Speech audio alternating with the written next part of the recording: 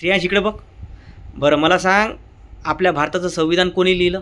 Doctor Babasaheb Ambedkar. इकडे बघ, इकडे बघ, सरळ बघ. आणि संविधान लिहायला किती दिवस लागले? 2 वर्ष 18 महिने 18 दिवस. बरं, आपल्या भारताच्या संविधानाची प्रस्तावना मराठीत म्हणून दाखव बरं.